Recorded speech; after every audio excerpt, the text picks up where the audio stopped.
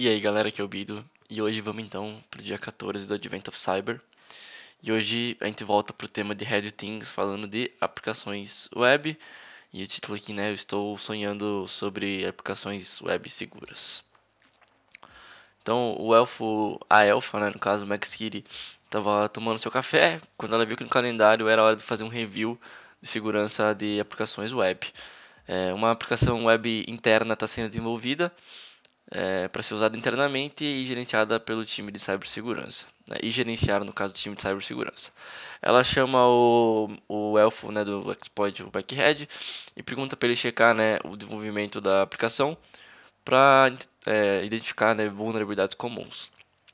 Aí o elfo ele descobre que em algum local da aplicação web ela está sofrendo de IDOR, né, Insecure Direct Object Reference, então é referência direta insegura de objetos, né?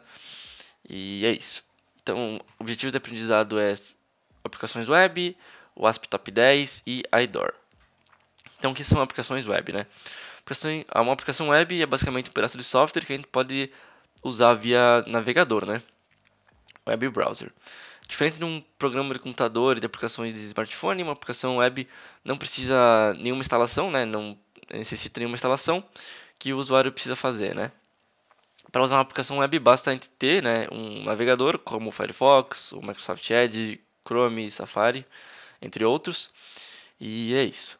Então, tem várias vantagens, né, isso para o usuário, porque ele apenas precisa do navegador. Então, por exemplo, um usuário que está acessando a aplicação do... Ele pode acessar, né, tanto do Windows, tanto do Mac, tanto do Linux e etc. Se o usuário consegue acessar, então, um navegador, ele consegue acessar a aplicação web. É, Eles vão parecer a mesma interface, né, e vão aproveitar, vão ter uma experiência muito semelhante, né, mesmo em diferentes tipos de sistema. Eles podem até mesmo acessar de um smartphone, né, porque o smartphone também tem navegador, e a experiência vai ser apenas afetada pelo tamanho da tela, né, que vai ser diferente, mas só isso.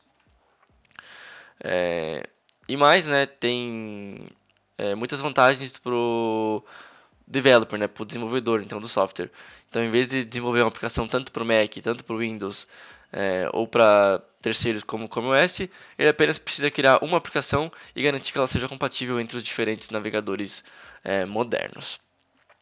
Aqui tem alguns exemplos então de aplicações populares, tem aplicações de webmail, por exemplo, o Gmail, o Tutanota, ProtonMail e StartMail. Tem online shopping também, que no caso seria Amazon, AliExpress, eBay. Tem o banking, né? Então, aplicações de banco, né? Aplicações bancárias em web. Enfim, hoje em dia a maioria dos bancos tem essa opção.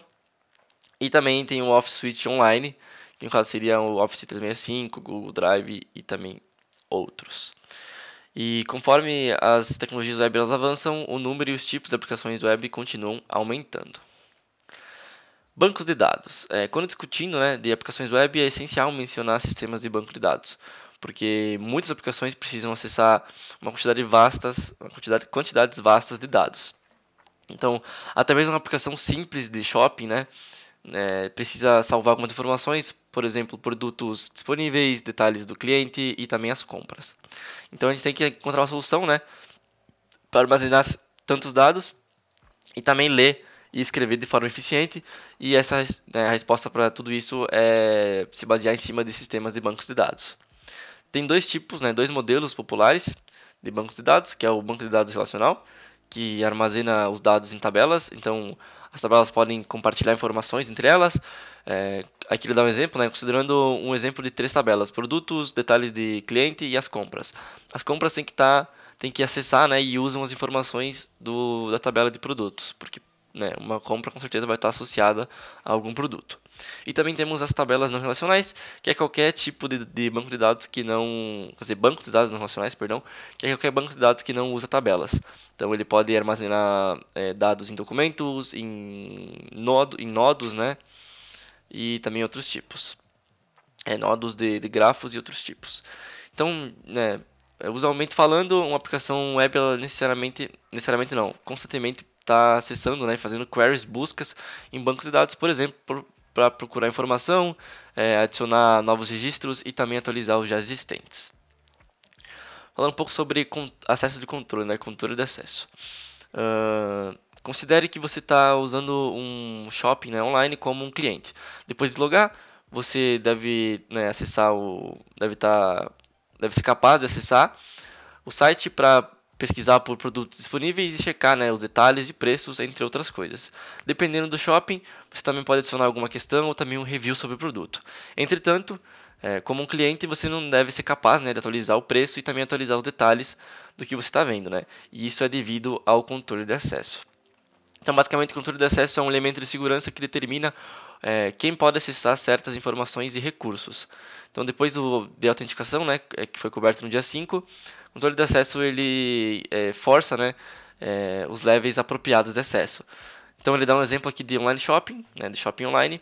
Um vendedor ele deve ser capaz de atualizar os produtos e descrições dos produtos deles. Entretanto, eles não podem acessar e atualizar, né, as informações de outros vendedores. E um cliente, né, por outro lado, deve apenas ser capaz de ver, né, essas informações, né, e no máximo comentar ou fazer um review, mas não podem alterar nenhum dado sobre o produto em si. Entretanto, né, devido a alguns problemas, né, e alguns erros de design ou de programação, o controle de acesso ele pode ser implementado de forma inapropriada, né? Então aqui ele fala de vulnerabilidades web, de aplicações web. Daí ele comenta sobre o WASP, né? Que o WASP Top 10 ela lista aumentar o conhecimento, né, sobre problemas de segurança comuns que focados em aplicações web. Essa lista ela ajuda desenvolvedores de software a evitar erros comuns, né, para construir produtos mais seguros.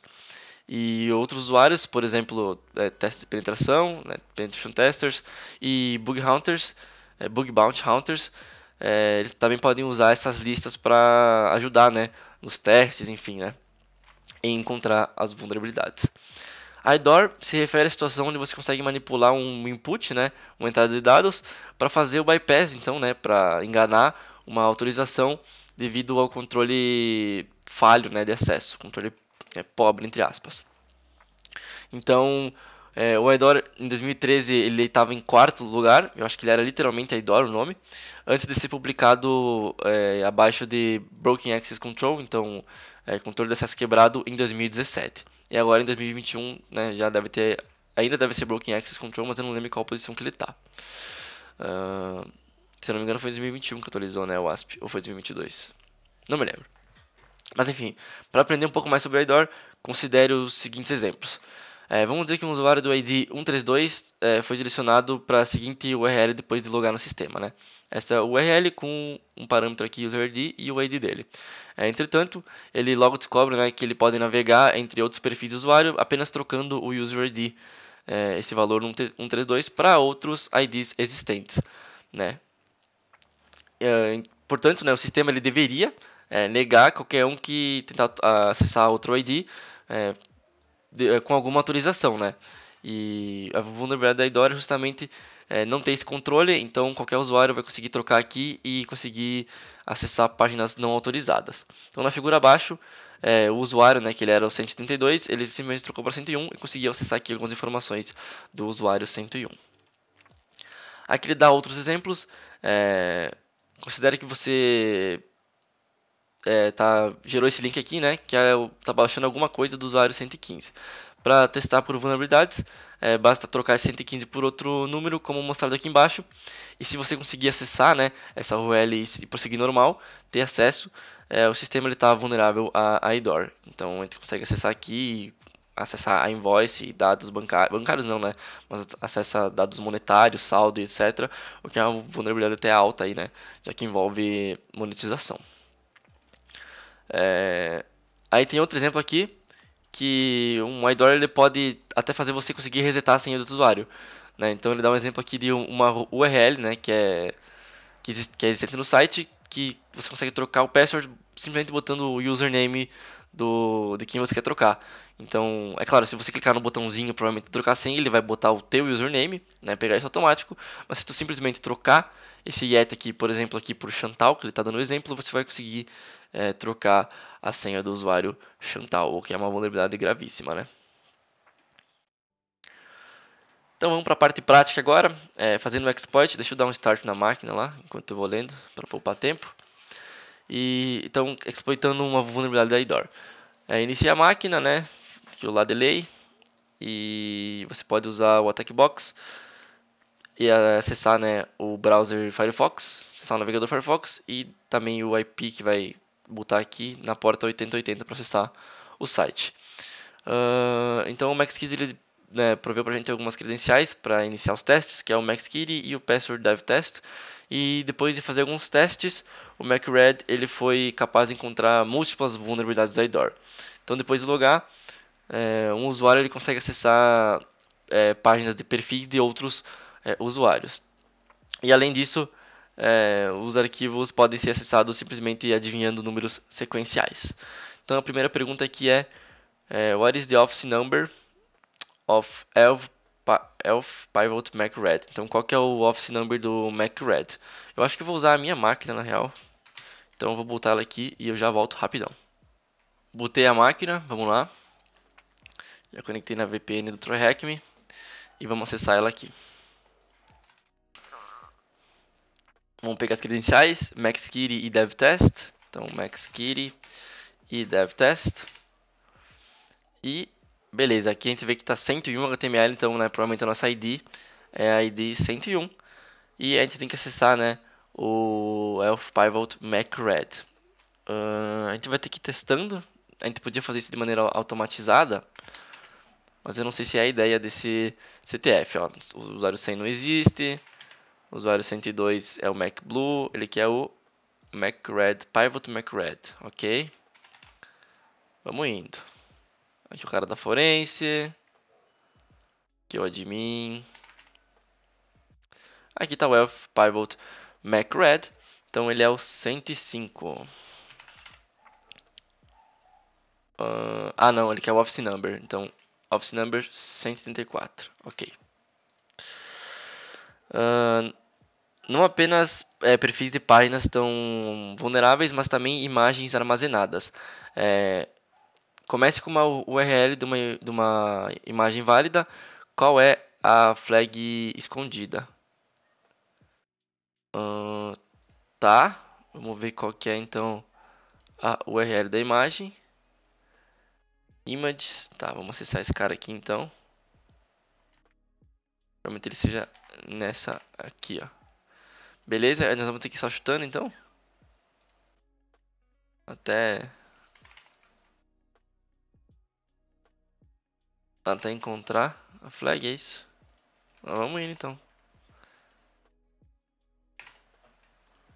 Tá. Tranquilo. Talvez se eu entrar em images eu consigo ver quais são as imagens existentes. Opa, esse aqui. Não. Tá, vamos indo. Vamos voltar lá para 100 então. Opa, encontramos aqui então. Acho que o usuário 100 nem existia, né? Por isso que a gente não conseguiu ver a flag antes. Deixa eu só ver se não existia mesmo. Daí a imagem não estava nem carregada, né? Beleza. Mas a flag existe. Então THM close the door é a nossa flag. Close the door. E maravilha, né? Essa task aí foi relativamente mais fácil que as anteriores, mas bem importante ele conhecer também a vulnerabilidade de IDOR. Certo, pessoal? Então valeu e até o próximo dia que a gente começa a falar de código seguro. Beleza? Valeu e falou!